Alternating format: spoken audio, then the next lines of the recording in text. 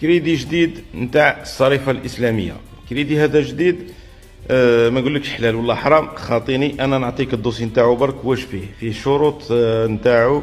لازم يفوق الصالير نتاعك ولا الشهريه تاعك 2 ملايين سنتيم. لازم تكون عامل دائم، يكون عندك عمل دائم، ولا قادر تكون حتى متقاعد.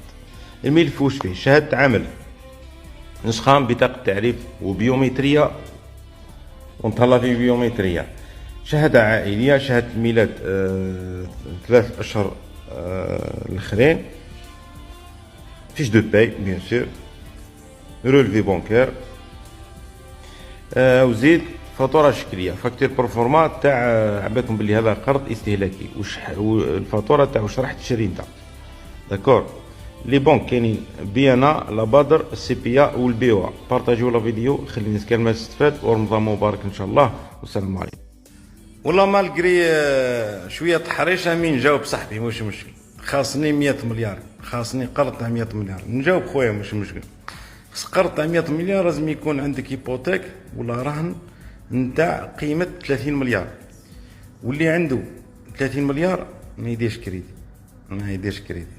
صايي وفرح هي صحاف تركم. كاين مشروع تاع الزيرو، كاين مشروع تاع الزيرو. مشروع تاع الزيرو نقول لك واش هو. المشروع تاع الزيرو هو عندك بي سي انترنت وتخدم في الدار وحدك، هذا هو البروجي.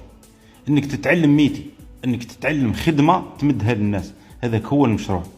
تكل على ربي خويا، ما تسمح حتى لواحد، وثيق في روحك، ثيق في ربي سبحانه. السلام عليكم. اللي يحوس على الدعم الفلاحي يا جماعه، الناس اللي تحوس الدعم الفلاحي، كاين حاجه اسمها صندوق الدعم الفلاحي اللي اسمه لافانديا.